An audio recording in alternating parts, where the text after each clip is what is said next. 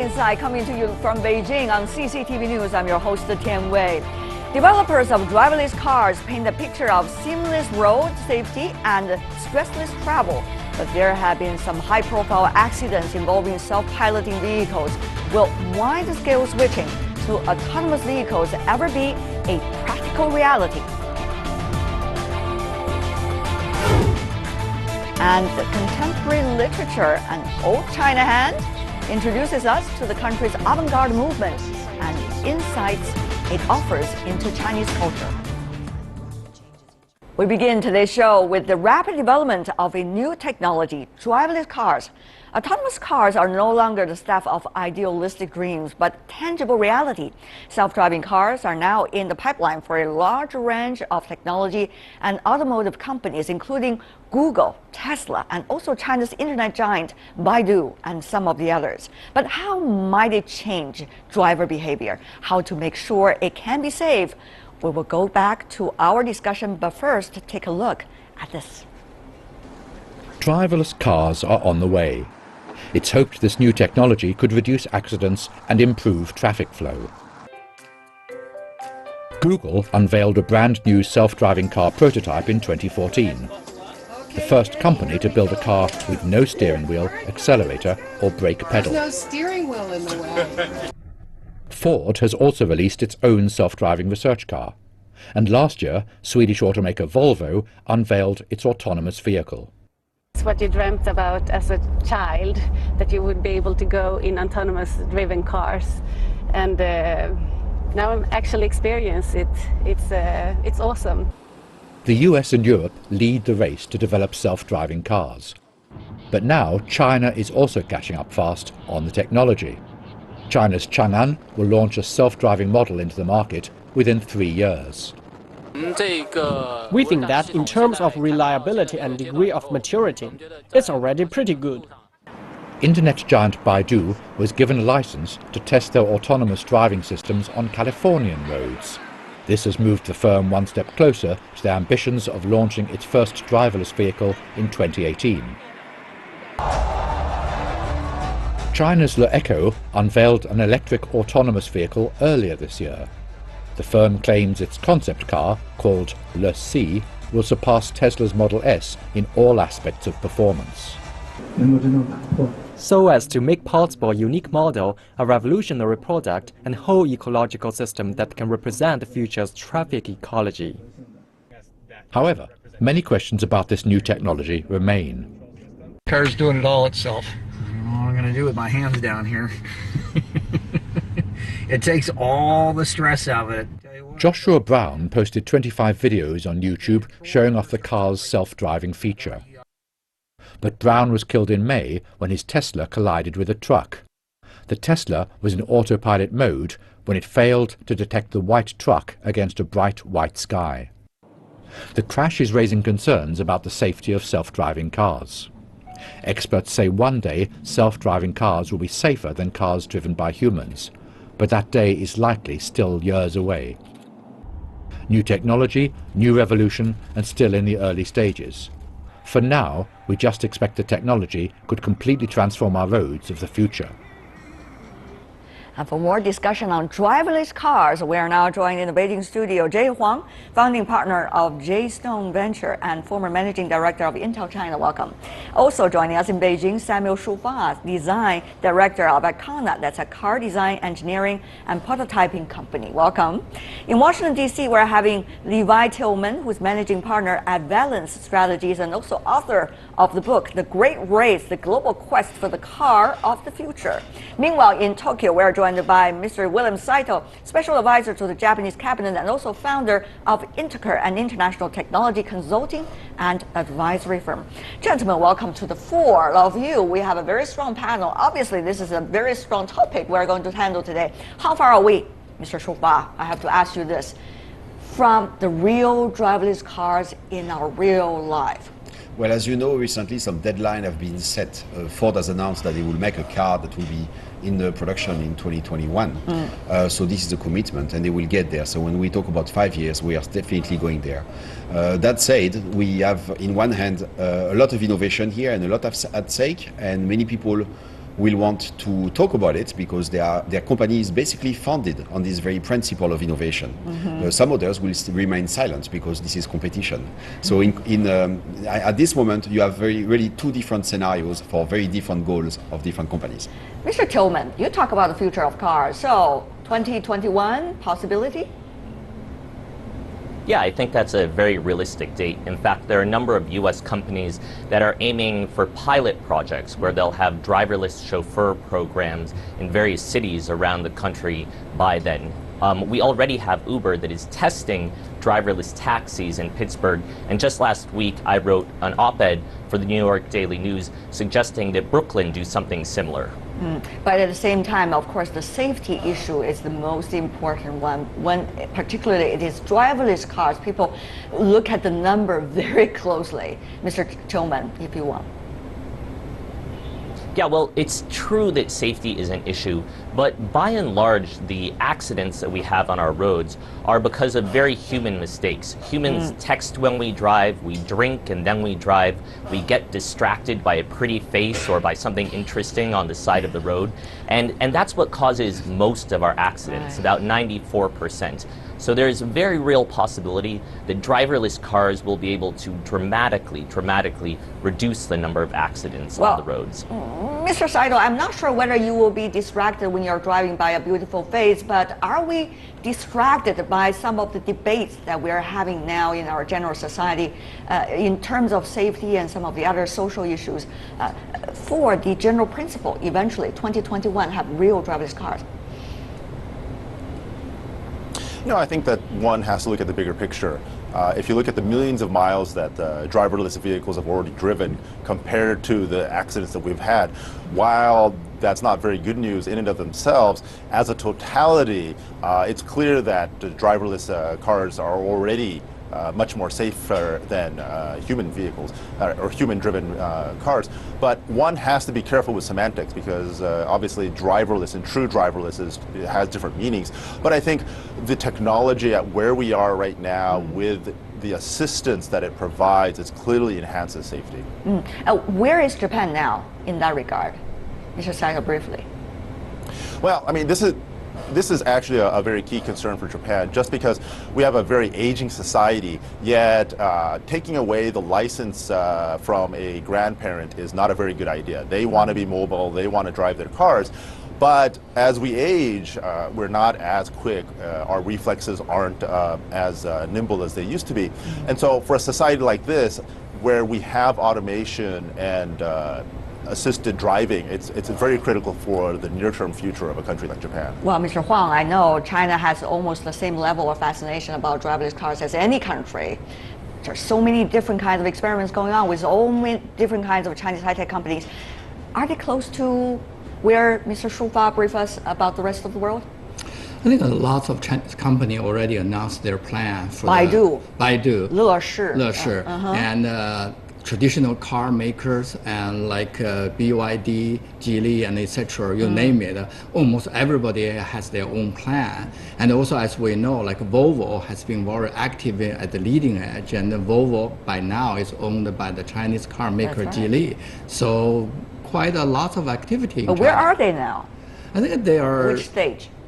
I think they are trialing, like Baidu is testing in California, interestingly, and all of them have this pilot program running right now. But it's difficult to tell whether they are on par or further behind with the other guys. That's right. And the eventual question really is, what is going to matter for the final stage of success? We are almost at the so-called last mile, as some would describe, about driverless cars. Mr. Tillman, is it about the political debate? Or is it about the real technology's improvement? Is it about the share of the technologies and ideas around the world? What is going to be the central essence of possible success? Well, the technology is progressing very quickly, That's right. and we already have fairly proficient driverless vehicles on the road today. And so if you look out to 2019 or 2020, I think there's good reason to believe that we'll have very advanced and quite safe driverless vehicles. We just passed a major policy milestone in the United States this past week when the federal government released its policy guidelines for driverless vehicles that were really quite comprehensive and released a bunch of suggestions regarding how to test for safety and how driverless vehicles would be regulated. And one of the big deals is that they made it clear that the federal government intends to regulate the driverless part of driverless car technology. Traditionally, states regulate personal driver's license, but the federal government has now said that inasmuch as the car is driving, the software is driving, that will be under the purview of the federal government. And so we're making good progress on the policy fronts as well. Mr. Huang, you heard what Mr. Tillman said. Is that going to be a shared future, including China and some of the other countries who might not be the really forerunner at the moment? I believe so, at least for China. I see in China probably one of the leading countries and to embrace these driverless cars. And because, as we all know, right now in China, our roads are pretty jammed, almost in the big cities. I think the driverless cars and then can help us to reduce the traffic jam. But we also see, if I could just follow up to you, some earlier example, for example, electric cars. It has been a great idea, but eventually it didn't work out, at least not yet in China, due to many of the reasons. So beautiful idea is one thing, but real implementation and use of those vehicles is certainly another thing. True. But another thing is, and I think for the younger generation, their attitude towards the cars are quite different as compared to the senior ones. For example, lots of people thinking owning a car, in addition to transportation from place A to B, is also a status symbol. The younger generation may or may not have such a concept. So for them, it's a lot easier to accept the driverless cars, and because they do not necessarily have to own the cars. I'm pretty sure this behavior or a trend, if it is a trend, will impact the car designs and etc. Will these kind of platform practices, Mr. Shufa, really likely to help us see a very different future of driverless cars? Absolutely. In fact, people will want to do, in fact, less and less. Especially in the city, you may want to not use your personal car, and the platform may distribute a service in general, what is transportation in general, as a service. And in some other case, some people will say, I want to have my personal car also to be driverless. So what we are looking at here really is choice. And there are many times nowadays in traffic here where you will wish you could have your car becoming driverless. So we're offering new possibilities here, and I'm sure that they will meet success with today's needs. We've been talking about some very bright prospect of driverless cars, but I have to raise one or two case studies to you. Mr. Saito, as important as it is for the Japanese society, which is aging, the safety once again is a big issue. We understand earlier there's a case, Google's driverless car collided with a commercial van, and that of course is a big news. People are wondering what are the reasons, can we really avoid this when we have driverless cars?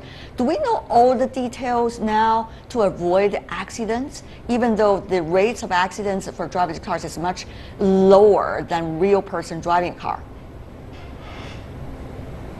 That's actually a good example. The Google case that you just mentioned is a situation where the other car that hit the Google car was actually crossing a red light. So the other car was actually in a traffic violation.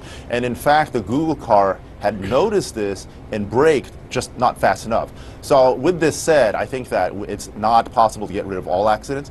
And what's also interesting is that people have to realize that around the world on an annual basis, about 1 million people die from various car accidents. But as a society, we've gotten used to this. It's just this new technology, people are being cautious. But as a society, it's how we get used to this. But I think overall, even in the Google case, it potentially could have been an accident that was much worse, that was prevented because the electronics behind it. Even though, Mr. Tillman, I cannot describe the driverless cars as, the kind of revolution we had from horses to cars, but certainly it is going to be a huge change of the habits. Are we human beings going to embrace that? Can we as a society really going to get used to it in a short period of time? Because you really need to get the scale in order to get driverless car succeed on a commercial basis.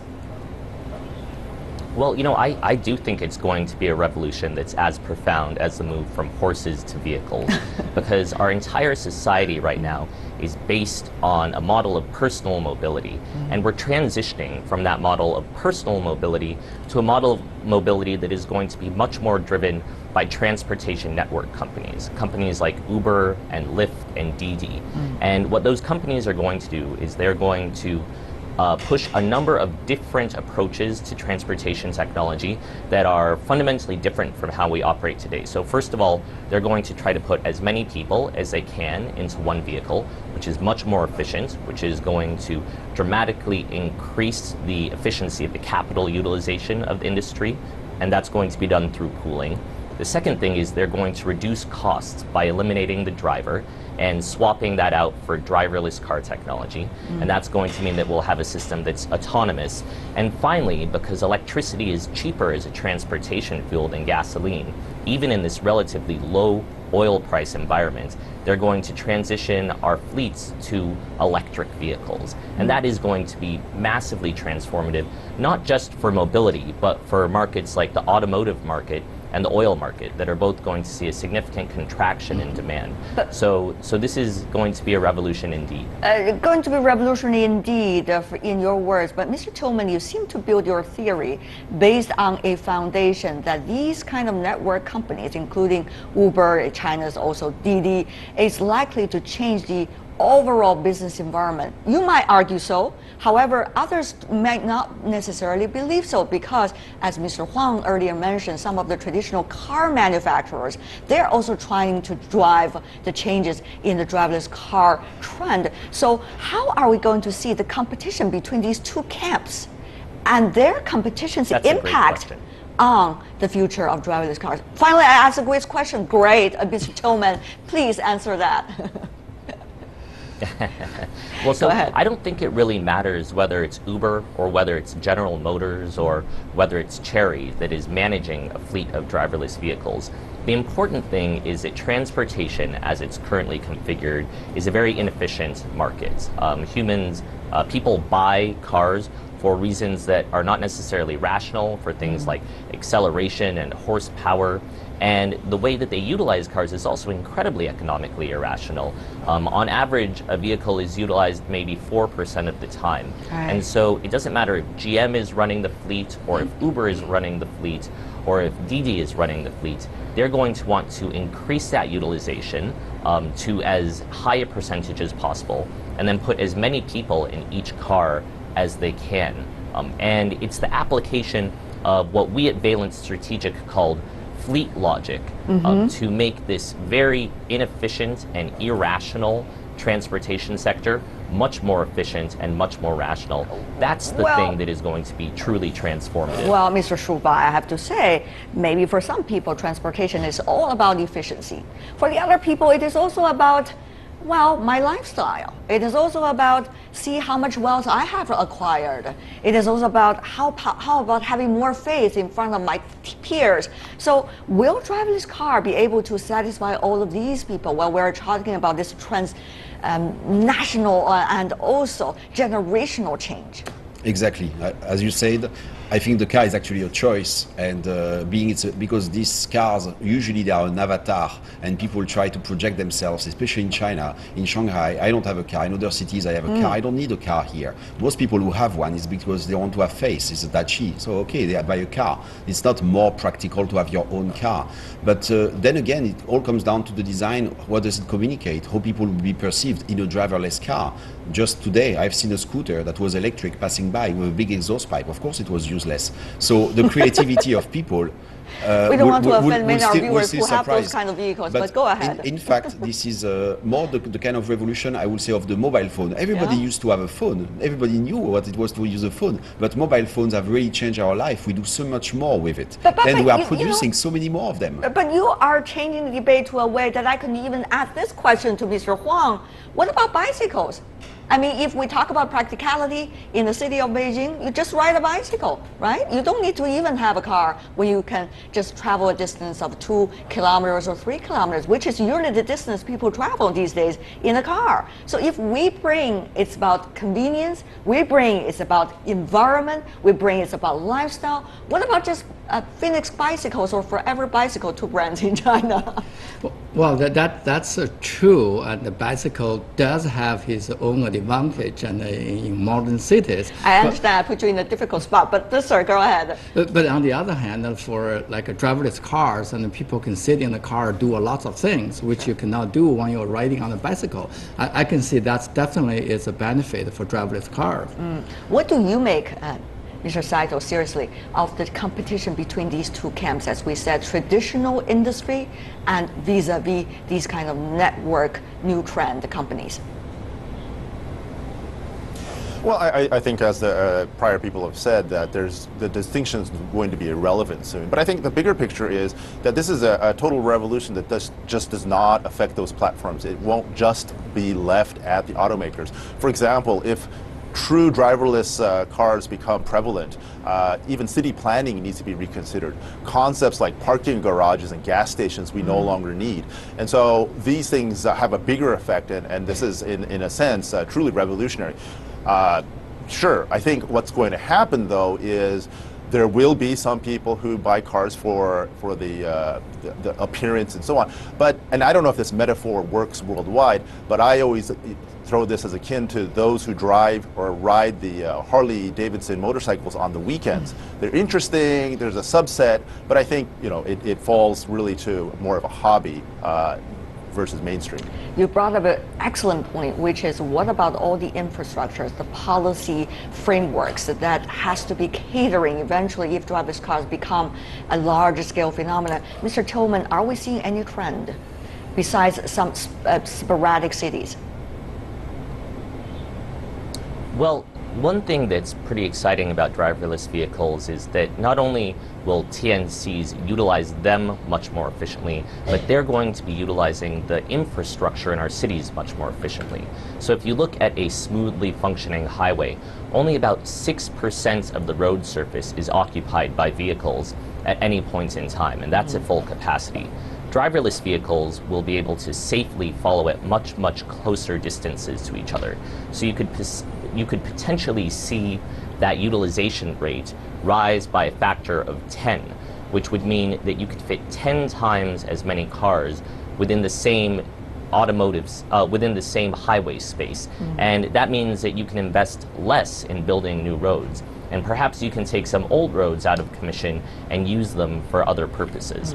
I can see you are definitely for driverless cars with all your arguments. Before we go, Mr. Huang, also from you. I'm just an analyst. Oh, right, there we go. Economies are very different. Of course, we test driverless cars mainly in the developed economies, in large-scale metropolitan cities.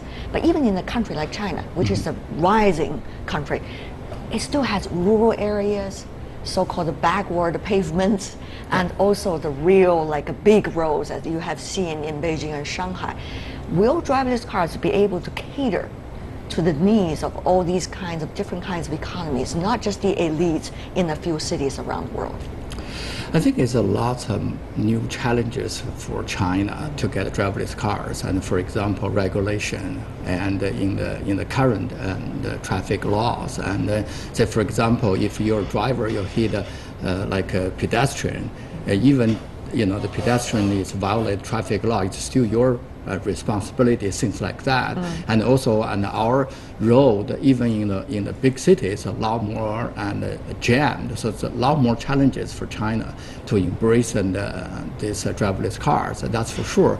But I still believe that it is a trend, and for China, they're going on that. Oh, well, that we'll see whether that part is likely to be the byproduct. But for now, I would like to thank the four of you gentlemen for being with us. It's certainly an interesting debate. We'll see where things are going. Jay Huang, Samuel Shufa, Levi Tillman, and William Seidel. Really appreciate gentlemen for being with us. We're looking forward to see whether there will be driverless cars on our roads. Thank you. Stay with us here on World Insight. Still to come. Contemporary literature and Old China Hand introduces us to China's avant-garde movement and the insights it offers into Chinese culture. Rapid change.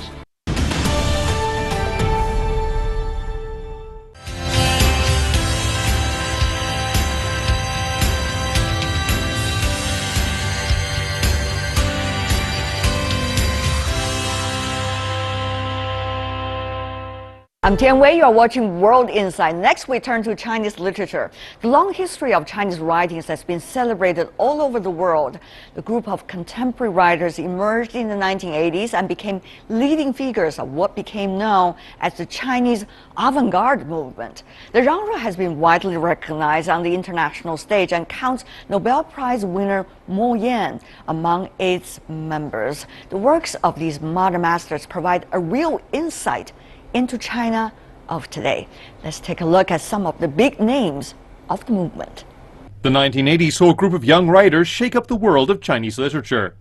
It was a time of unconventional styles where once taboo subjects suddenly became open for exploration. Literary experimentation flourished, with writers such as Wang Meng, Zhang Xinxin, and Zhang Pu experimenting with modernist language and new perspectives. Another group of writers, collectively known as the Roots movement, including Han Xiaogong and Mo Yan, sought to reconnect literature and culture to Chinese traditions. Other writers like Yu Hua, Ge Fei, and Su Tong tried a more avant-garde approach to writing that was daring in form and language. The writing of a nation can provide a unique insight into the culture of a people. Earlier, I spoke to Professor Andrea Reimensteiner from the Institute of Asia and Oriental Studies in the University of Zurich. She can be grouped as one of the so-called old China hands. As an expert and critic of contemporary Chinese literature, she spent years immersed in the works of great names of avant-garde movement. In her experience, the exchange of writings between China and the West is like a kind of dialogue that helps both sides understand each other much better. Ms. Reimensteiner, welcome to CCTV News. Thank you very much. The evolvement of the Chinese society in such a rapid speed provides authors with enormous amount of materials that they could work with. On the other hand, they themselves could also be struggling to catch up what the realities are and to think about the realities, and many wonder whether they even have the time to think about the realities when the realities have been keep on changing. What do you think about this phenomenon and its impact on their works? I think you need to have sort of a cold-blooded approach to it, and you do not have to catch everything. You have to get the essence of it. And this is what this group of authors is so absolutely strong in. Take Mo Yan. Mo Yan, with every novel, he brings up a new deep philosophical question, and he works it through seemingly effortlessly with seemingly random examples from the history, beginning from the Republican times through today. In various novels, he has actually done the whole period, like Frogs goes actually through the whole period of time, and you have the real spirit of the times in a few accurate observations and symbolic descriptions. You understand what it means to have lived in that time and to have struggled to survive in these times. And the struggles for survival were never identical. The struggle to survive is an interesting thing because that has been reflected in many works of this generation. But on the other hand, do they go one step deeper than just to reflect what is it like to survive? A reality beyond reality. I would rather go to a different way of thinking about it. I would say the struggle to survive, we would assume from the outside, is just a biological issue, but it isn't. And the interesting thing is how these figures, especially if they are poor people, are also struggling to preserve their dignity and also their emotional wealth, their humanity. The best example is Bifeyu's novel about the blind people, Tuina, where they actually also explain that if you live in a world where everybody can see and you yourself don't see, you have other priorities, and then you have a different approach to reality, which doesn't mean it is a wrong approach. It can be at certain times a much better approach if you lack something than if you have everything the others have. And I found this a very, very telling example. Of course, you could also go into examples with Goethe here and show that you can also be blind when you have eyes, like in Mijo, this early story about a conflict of interests between family bonds and then the political or the military bonds that are there, and then people actually get totally lost in trying to figure out what is actually happening. There are different theories about what this generation of writers has been. Some suggest they have been continuously rebellious, as you said, in different ways. Others suggest that some from the very beginning, others at the current stage have been already assimilated, quote unquote, to the realities, or by the realities. They are not as sharp as they were before. They were not as critical as they were before. So what do you make of these kind of comments? What do you think about them?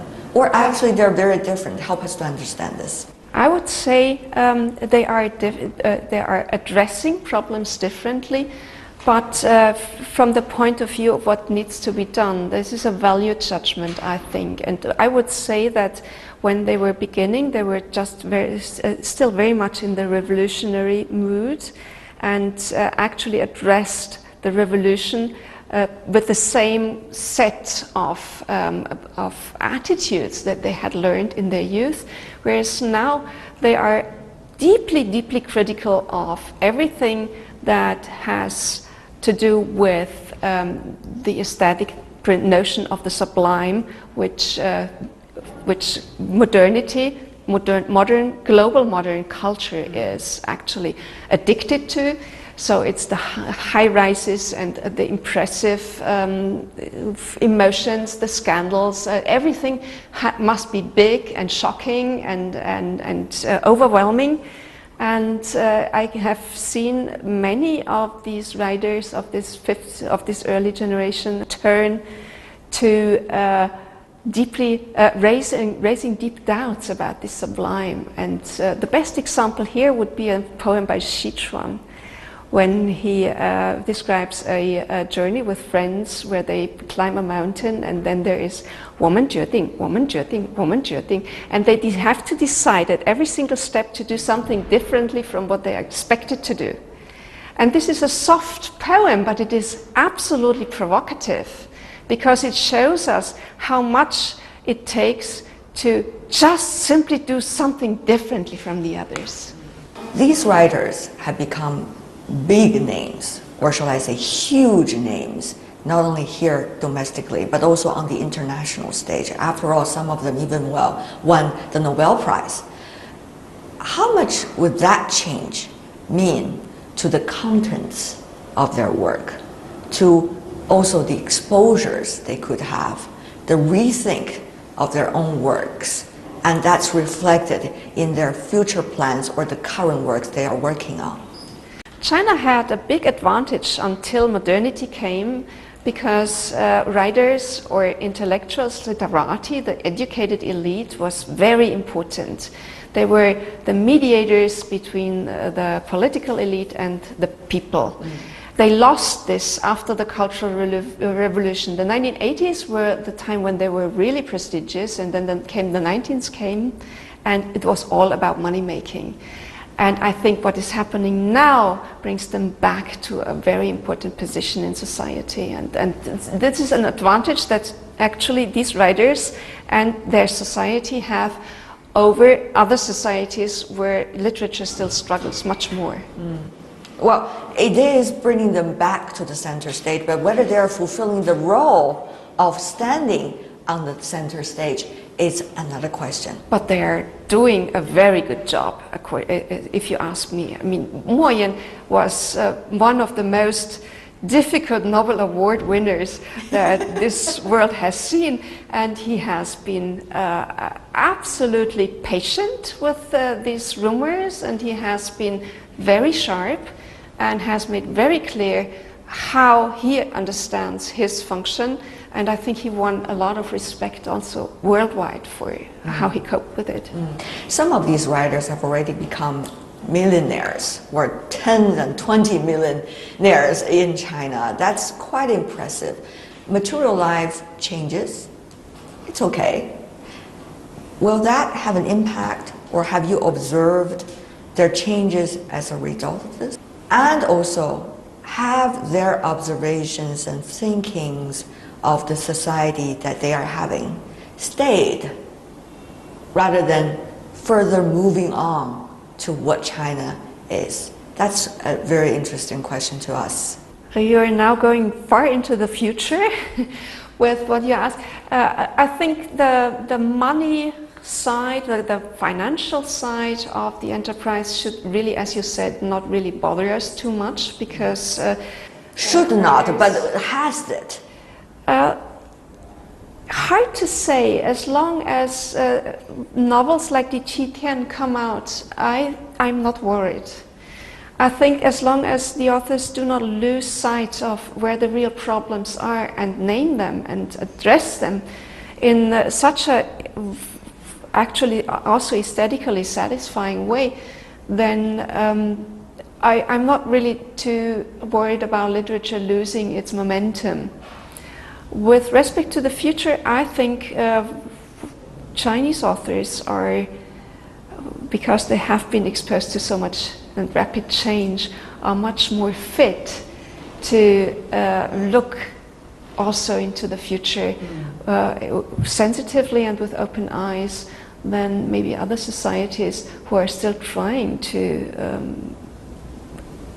appease themselves and ignore the problems that are coming up. And we can see that with the recent events like the recent climate report and the refugees and all of that.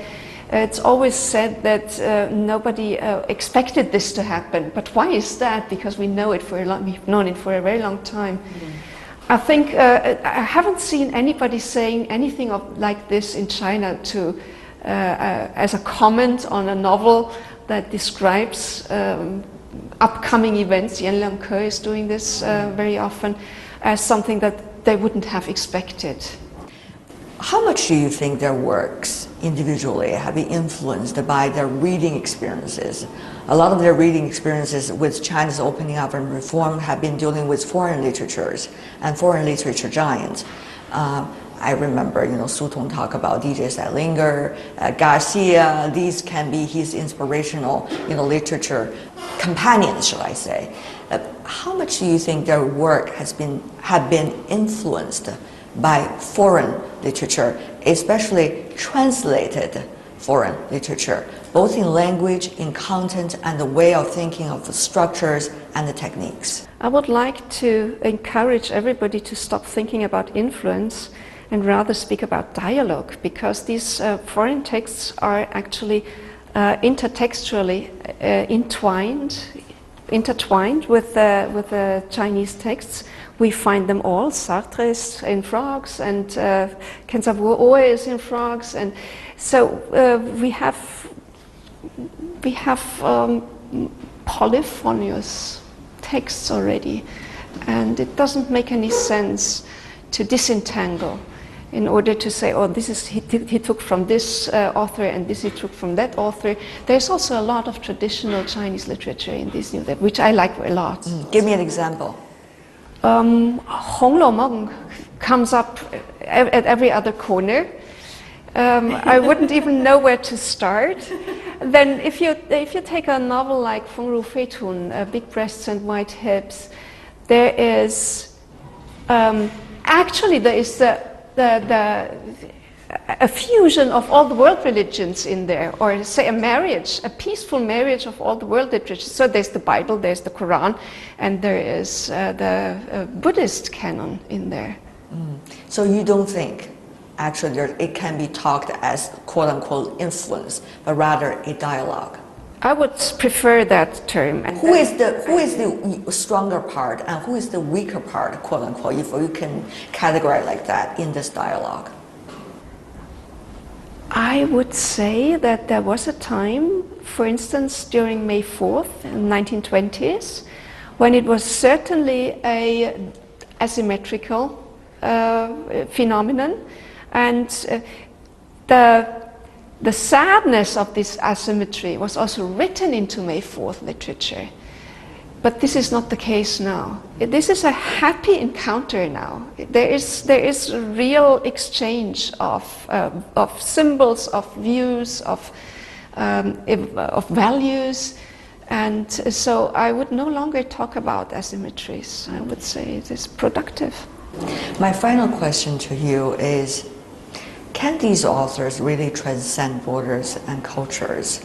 Earlier we talked about their backgrounds and the rapid changes in China and the context of it, and therefore readers, would they have challenge to read their works? That's one aspect of it. But on the other hand, can these authors, with where the country is, where they are in the country and coming in and out of the country, be able to be world thinkers, be able to also nurturing and inspires others of looking at the world? You're asking here a very complicated question about the canon of world literature, and we all know that it is... I didn't realize it was complicated, so, but anyway. We all know that world literature is dominated by markets and by tastes, and it is not easy to open, for instance, the Western canon to other literatures, but it's happening. Post-colonial literatures are coming in, and so is Chinese literature. The problem is how much time global audiences will take to distinguish between a colorful multiculturalism and deep readings of differences. And I'm hoping for the second, of course. Extremely interesting, our conversation. I really learned a lot. Thank you so much.